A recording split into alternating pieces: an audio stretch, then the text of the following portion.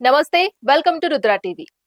AP రాజకీయాల్లో fire brand గా పేరు తెచ్చుకున్న మాజీ మంత్రి ఆర్కే రోజా చుట్టూ ఇప్పుడు పెను దుమారం రేగుతోంది.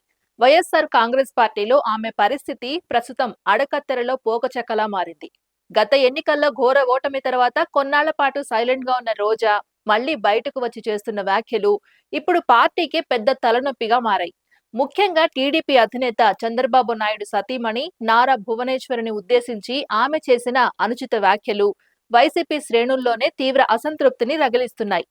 రాజకీయాల విమర్శలు, ప్రతి విమర్శలు సహజమే కానీ ఒక మహిళా నేత అయి ఉండి మరో మహిళపై పరుష పదజాలం వాడడం అస్సలు బాలేదని సొంత పార్టీ నేతలే గుసగుసలాడుకుంటున్నారు. ప్రస్తుతం వైసీపీ కష్టకాలంలో ఉంది. కూటమి ప్రభుత్వం అధికారంలోకి వచ్చిన తర్వాత వైసీపీ నేతలపై వరుసగా కేసులు నమోదవుతున్నాయి. ఇలాంటి సమయంలో ప్రజల్లో సానుభూతి సంపాదించాల్సింది పోయి రోజా తన నోటి దురుసుతో ఉన్న గౌరవాన్ని పోగొట్టుకుంటున్నారని విశ్లేషకులు భావిస్తున్నారు.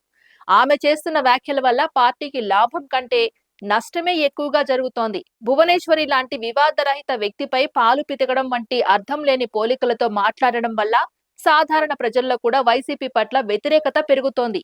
జగన్మోహన్ రెడ్డి పరువు తీసేలా రోజా ప్రవర్తన ఉందనేది ఇప్పుడు రాజకీయ వర్గాల్లో హాట్ టాపిక్ గా మారింది.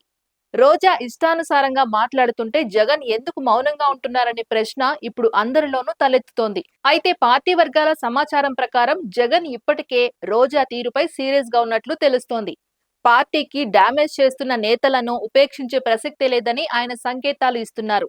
ఇప్పటికే పలువురు సీనియర్ నేతలు రోజాను అదుపులో పెట్టాలని లేదంటే పార్టీ నుంచి పంపించి వేయాలని జగన్ పై ఒత్తిడి తెస్తున్నారు.